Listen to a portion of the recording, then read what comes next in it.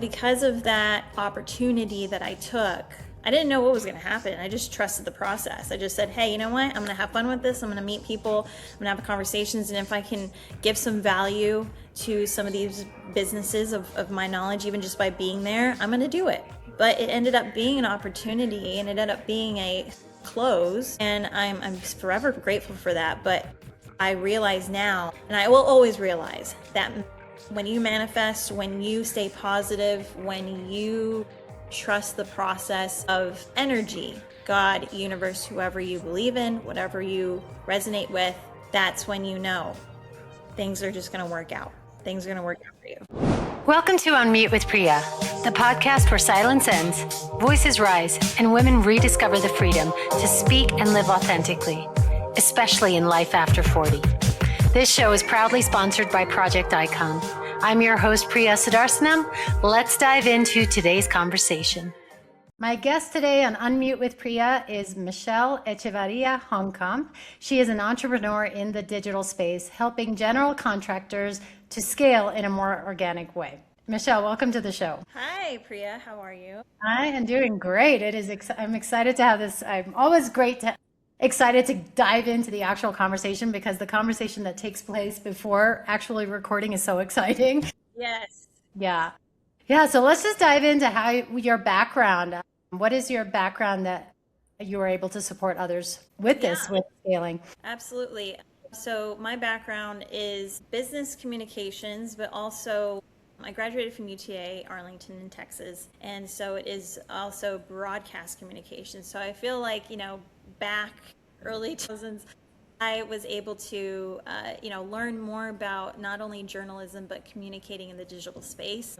I feel like that is something that I've always carried with me throughout, even though I've had multiple jobs, especially in marketing, sales, or even retail sales in the sales space. I have found it to be just even more fulfilling when I'm able to help someone market their own business. Back in COVID days, 2020, 2019, I was in marketing sales for small businesses over in the Arlington area. And it was literally from the ground up, where I would help people figure out, how do I even start a business? How do I even get business cards? But I have this business idea and I want to showcase it, but where do I start? And when I was realizing, during that time where people were really struggling during COVID to even get their business up and running and seen, that really tugged at my heartstrings, because typically I would have conversations with people who would say, you know what, this isn't working, I'm not getting any visibility, I'm not getting any traction, and I'm telling them, as their cheerleader, as their consultant, keep going, just keep pushing, because I know, like right now during this time, yes, not a lot of businesses are getting foot traffic. This is a really devastating time in our society. But as long as you stay ahead of the pack and continue to keep being seen in the digital space, there's going to be a wave of people coming your way. Just got to keep on with that consistency. And then from there, I realized, I can also help bigger businesses with these strategies, with these formulas. So I started off with a roofer in Arlington as a marketing director. I was kind of recruited from my marketing sales, helping him consult his business. And he said, you know what, come on board, because I need a woman's touch. I need someone to guide me through this digital space. I don't know about social media. I'm selling roofs and, building houses, and I don't even have time for this stuff. Yeah.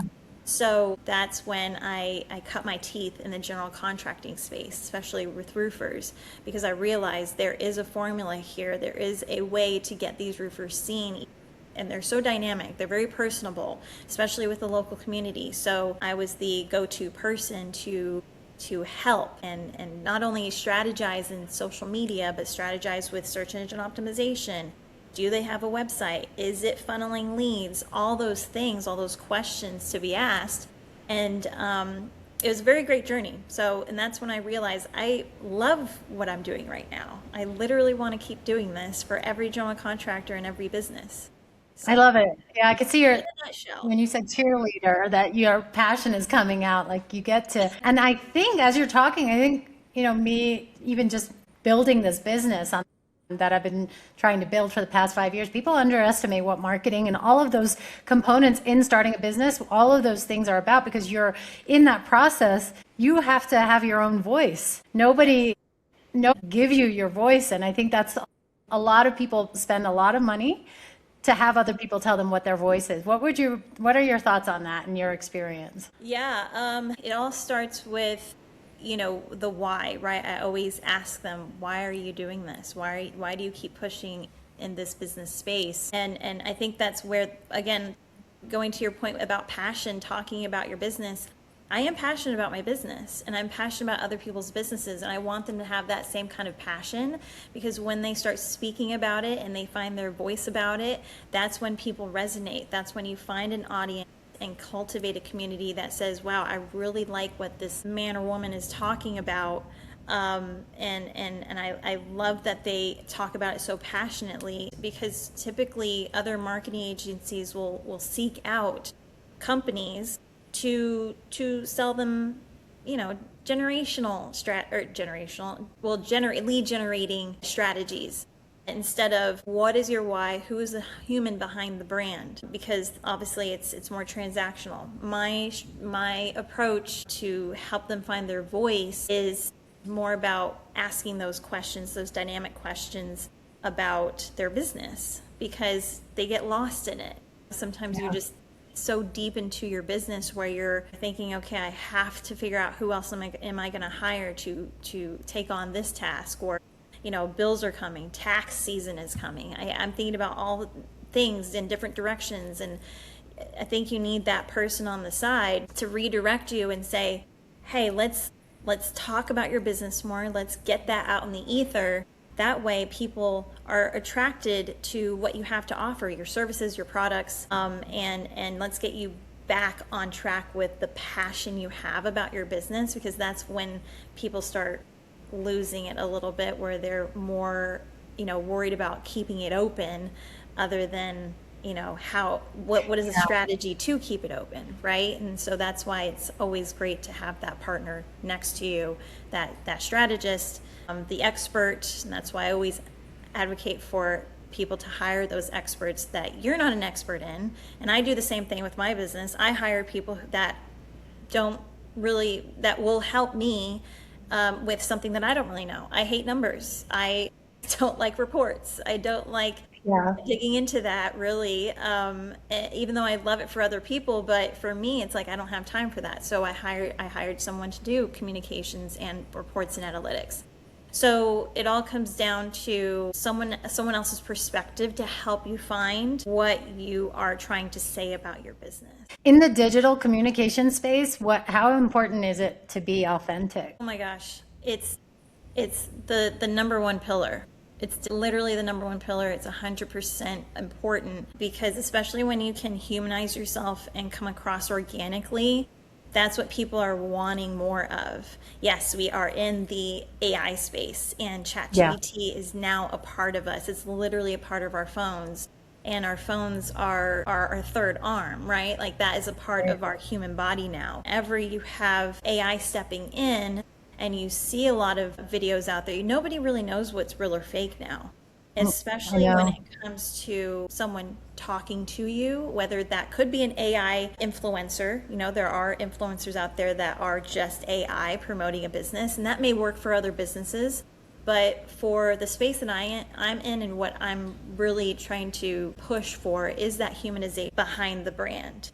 Because if you can humanize your brand and show people, hey, this is me, this is who I am as a person, and this is how I can help you with my product or service, that's when you start cultivating your community. That's when you start gaining the loyalty, because it all starts, a lot of people think what's important are those 100 followers or those 1,000 followers in a month. I don't push for that. I say, yes, that's great. It'll make you look so good on social media, and it will also make your account look very valuable. But at the same time, what's your message? What are you putting out there? Yeah, you can have the blue check, but at the end of the day, do you have the community to support your brand and to support your business? That's the important question to ask. Yeah, I love that, because I think, especially in today's day and age, everybody's looking at how many people followed me, and looking at the numbers rather than the quality. And as even myself, as I started looking, I'm getting more followers, I looked at it and I'm like, these people have 0 followers. It looks like a bot. So it's Yeah. not even real. Yeah. Have you faced any, as you built this business, what were some of the challenges that you faced for Oh yourself as a gosh. woman in this space, in this, we Yes. were talking about this Yes. as well. That's a very, very good question. And I could go on forever.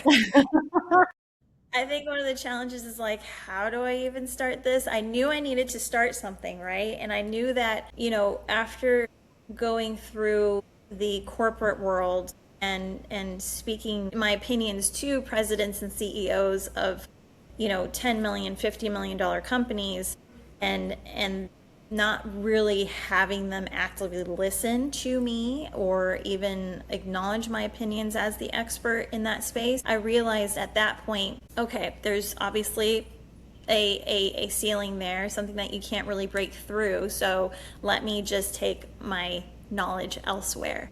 And that was scary. It's like jumping out of a plane and you have your parachute on, but you got to know when to pull that parachute and you got to just trust the process that you're going to land safely. Yeah. And I think that was one of my struggles, is to get past that barrier of imposter syndrome. Am I even able to do something like this? Do I even have the am I really that expert? Like, you start to question yourself, and that's when, kind of searching inside yourself fully to love yourself fully is the key to that. And one of the struggles was to find that voice inside of me to say, no, you are the expert and you can do this. And people want your expertise. People will pay for your knowledge. Yeah. And you do have $1 million mindset. So first struggle definitely was to develop my brand and my image. By talking to people, having the conversations in rooms that I never thought I'd have conversations in. And so I love reading books from Maria Hatzistefanis. And Okay. Maria Hatzistefanis, I hope I'm saying her last name right. She is the founder of Rodial. It's a luxury skincare brand, but the way that she speaks about building a business is so true and authentic. In her latest book, How to Make Your First Million, she talks about weak ties. Weak ties meaning you never know where an opportunity is. If you're stepping into an elevator and you're talking to someone, that one person could be your 1 degree to a big opportunity. And that's what I had to change my mindset about. I had to realize there's so many opportunities, there's so much space for all of us. Why can't I do it? Why can't I just go out there and make these connections, talk about my passion in building businesses, not just marketing, not just being your social media girl, but really being the consultant that can take you through strategies on social media, on your website, in your SEO.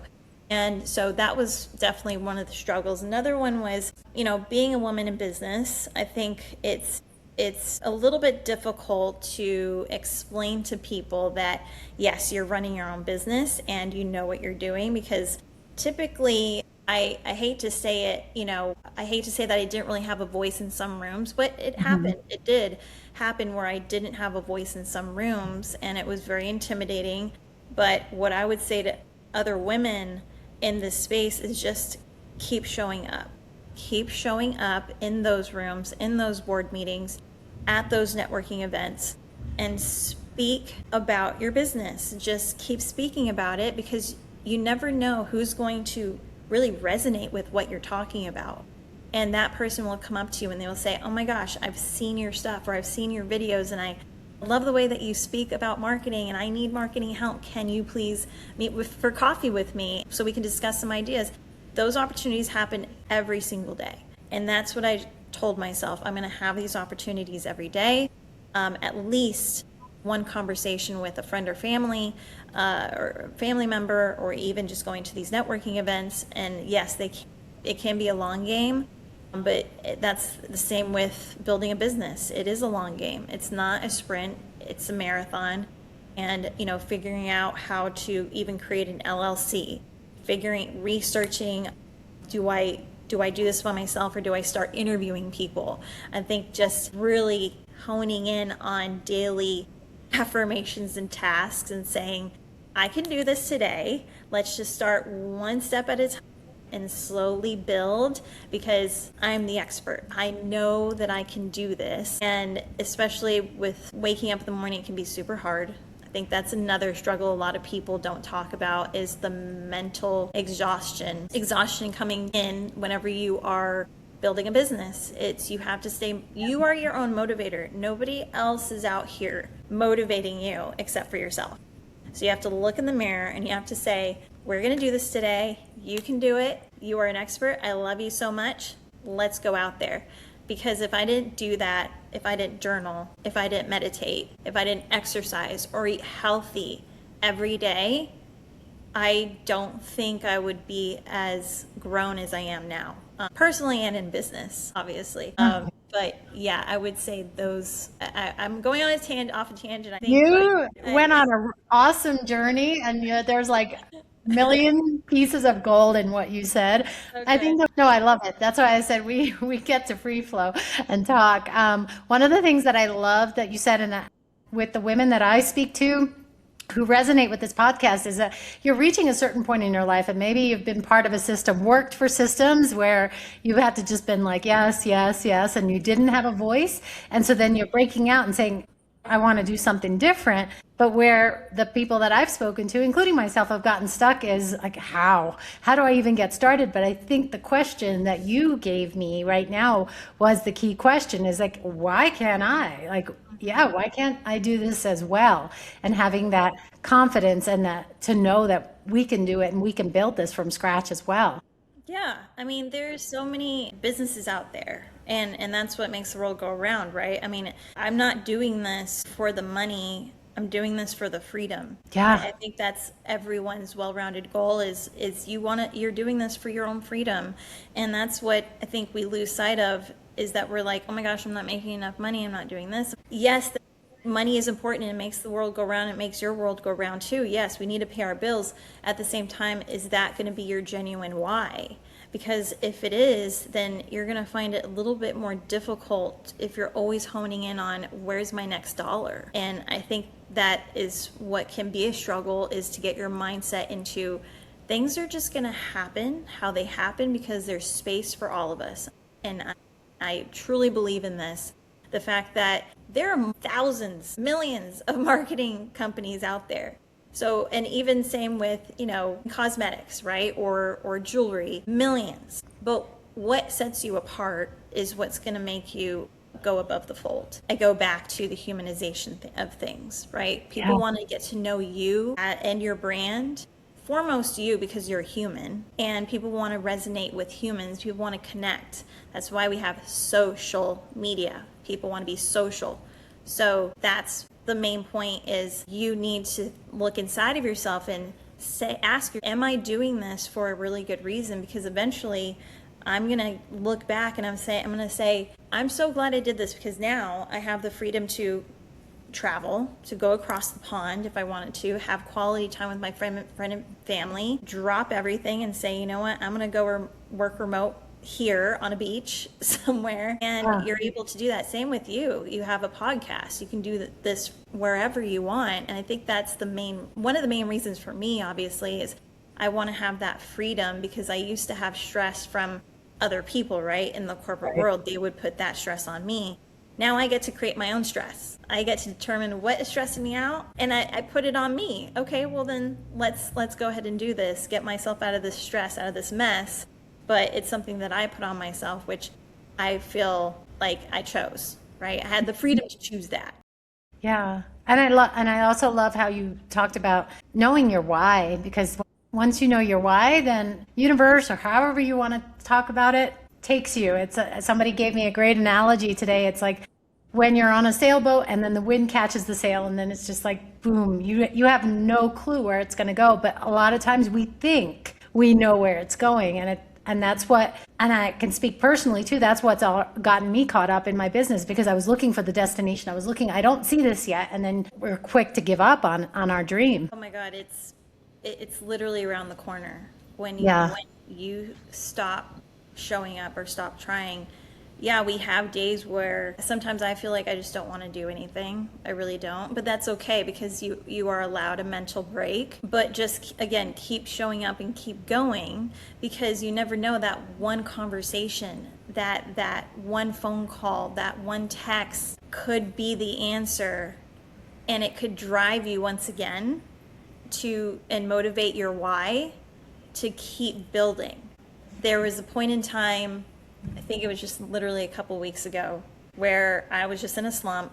I was literally just kind of not feeling it. And I was telling one of my friends, I'm like, they're like, you're doing so good. You're such a boss. And I'm like, I just don't feel like a boss. I don't really feel motivated. And I don't know what's wrong with me. It could be multiple things. It could be my hormones. It could be, it could be just the mood that I'm in. And I had an opportunity to go to a networking event. I typically am like, I don't know if I want to go to a networking event because I feel like it's just, conversations that are cliquey, but at the same time, it's getting me in front of people. So I had to wipe that out of my mind, and I had to wake up early, get up at 7:30, get ready to go to the meeting at 8. I went, I presented who I am as a visitor because of one of my awesome clients. She invited me, and I was able to get 2 or 3 conversations out of it. And then I also got a client out of it. And I realized it motivated me once again. And because I put myself out there, because of the weak tie, not necessarily weak tie because I already knew my client who invited me, but at the same time, I wasn't a part of this networking group. But because of that opportunity that I took, I didn't know what was going to happen. I just trusted the process. I just said, hey, you know what? I'm going to have fun with this. I'm going to meet people. I'm going to have conversations. And if I can give some value to some of these businesses of my knowledge, even just by being there, I'm going to do it. But it ended up being an opportunity, and it ended up being a close. And I'm forever grateful for that. But I realize now, and I will always realize, that when you manifest, when you stay positive, when you trust the process of energy, God, universe, whoever you believe in, whatever you resonate with, that's when you know things are just going to work out. Things are going to work out for you. That is so inspirational. I'm pretty lit up. And this is a really great conversation from, I was speaking earlier, I had recorded another episode, and he's a hypnotherapist. And he was just talking about mindset and the things that we say to ourselves. Yes. And then we're in this loop, and you're reinforcing how to stay out of that loop and just truly believing in what we're creating for ourselves. Words have power. Words have such power. And I was almost setting myself up for failure by saying, I don't feel like a boss, or I don't feel like I can't, the I can't. And when you start reversing that, even just smiling, like if you feel like, I don't feel like smiling today, but I'm just going to I'm going to put on a smile. That's when unexpected things happen in your favor, because you're telling the outer energy, your divine self, okay, she's having a great day. Let's go ahead and continue this great day. And then where your energy goes, then it's going to follow that path. I love that message. Absolutely love that message. So if you could go back to Michelle from, how long have you been in business? Well, I guess I want to say, since COVID, or even before COVID, because I also have a jewelry business. And so that's actually a little bit of background. I started my first business in jewelry making because of the devastation that happened in Puerto Rico with Hurricane Maria. That was 2017. At that time, I was working in sales for a clothing stylist company called Trunk Club. And my family was devastated by it. I have my family from my mom's side over in Puerto Rico. Once it devastated the Puerto Rican island, and no help was really coming, I was up all night, couldn't eat, couldn't sleep. I was like, what can I do to at least provide supplies and to ship even just socks and toothpaste? It was like $20 a pop through the US mail. And so, and it was only going to one mailbox in San Juan in the city, which had to be delivered all the way across the island where my family was living. Yeah, it was awful.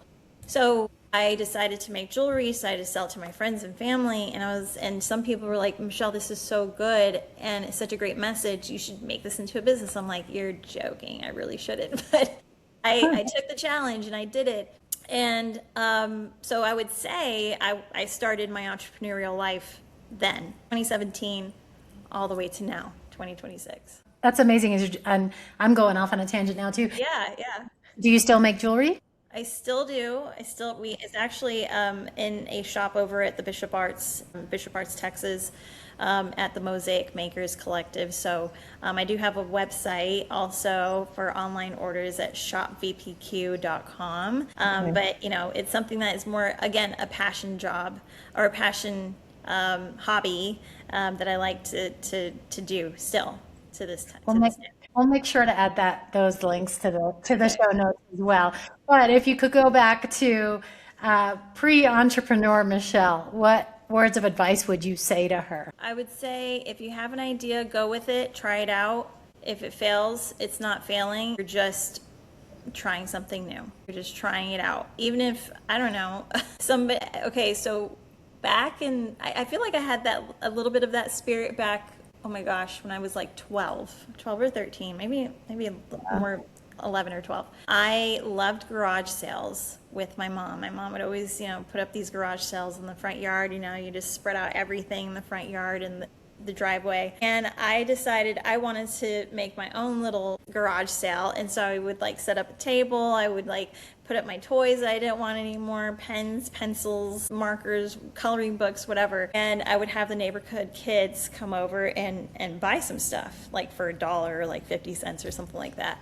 And ever since then, I would do fun things like that because I felt like that was just something fun to do. I never really knew about, what a transaction would mean or, logging things and inventory. But I just thought it was just so funny. And I would even set up in my bedroom, just my nightstand in front of my door. And then my brother and my sister would have to, in order to come into my room, it would be my store, right? To come shop. They would have I love it.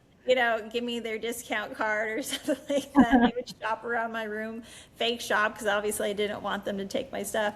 But they would give me Monopoly money. And it's just funny how you come up with these things as a kid, but that's what you possibly might end up doing later in life. So I've always had that little spark. And so I would just tell little Michelle, just again, whatever your idea is, even if you just have a wild idea and you're like, I don't even know how to start it. Ask the questions, research, go to people who are experts and let them team up with you. If you don't know something, somebody else will. Just keep asking questions until you get it started. Amazing. I think this is, like I said, this is such an inspirational conversation. I didn't expect talking about my little entrepreneurial self back when I was 5 or 6 or 12, but I love it. And I think it's the direction a lot of people are going in because they're done with systems.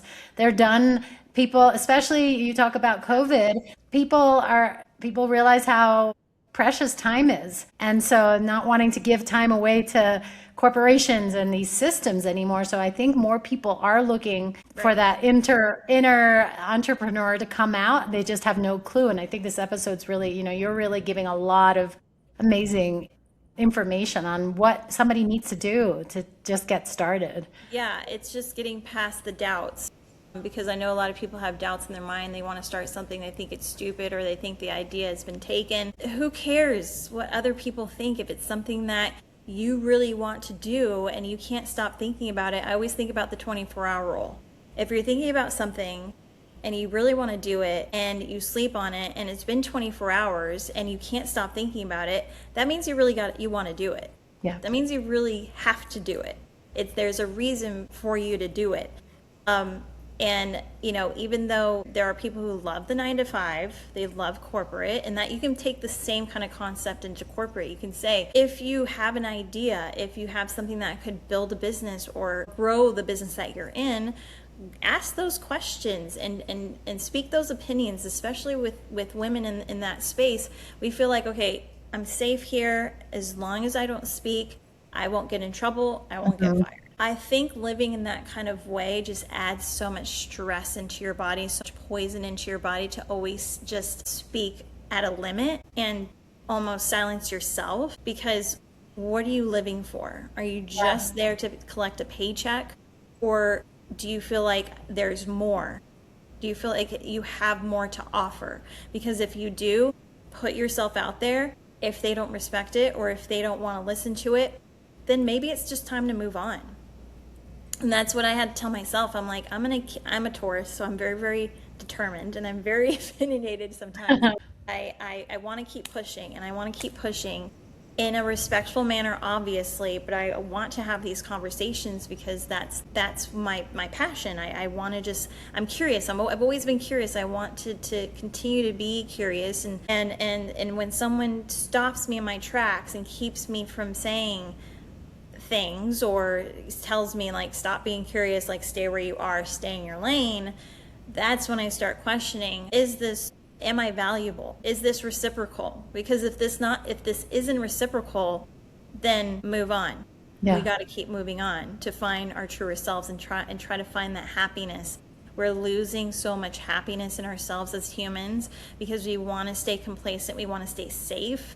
But when you start taking that leap and that jump, that's when you get that adrenaline rush and you feel like yourself again. You feel like your kid's self again. And I feel like we need to find the kid in ourselves. What would the kid in myself say or do? She would she would just freaking do it. She wouldn't even ask questions. She would just do it. But now that we're human, we're adults. We've been, society has put us in certain boxes and has told us no so many times where we're just kind of exhausted and we're just like, okay, now I just don't feel like trying. Just know that you still have that childlike curiosity in you, and when you can find them again, that's when you can find yourself again. I love that. Again, and I keep saying I love that.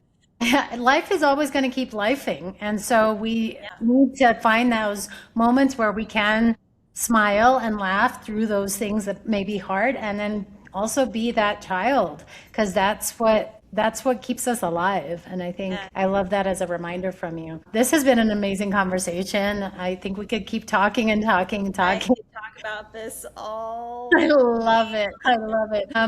If any general contractor is listening to this, and I do know a couple of friends that I'm going to tell who are general contractors about you. What is your website? We will also make sure to share those links in the show notes. Okay, beautiful. It's mhelitemarketing.com. You can also email me at Michelle with 2 L's at mhelitemarketing. Put those into the show notes. And in closing, your website says you are, I'm going to ask this question again, you are a Dallasite. Explain, what is a Dallasite? Sure. Okay, so a Dallasite. Now, also there is a platform called Dallasites, so just FYI. Oh, okay. I used to sell jewelry with them as a partner. A Dallasite is universal, so whoever is in the city of Dallas and they're a socialite, that's what you would consider a Dallasite. Awesome. And what kind of things do you love to do in Dallas? Oh my gosh, I am an extrovert, most would say. So I love going to restaurants, bars, patio time. We have White Rock Lake over here, so walking around the lake or even paddle boarding, any kind of water sport I'm totally down with. And especially in Dallas, there's just so much of the music scene out there. So live concerts, live music, I'm always down for. Very much a foodie, so any new restaurants popping up, I'm always there. That sounds awesome. Yeah. Thank you, Michelle, for this amazing conversation. This has been awesome. Thank you so much. I'm so glad that we're able to speak on platforms like this. I really appreciate what you're doing here. Thank you for being a part of it. And this show is brought to you by Project Icon.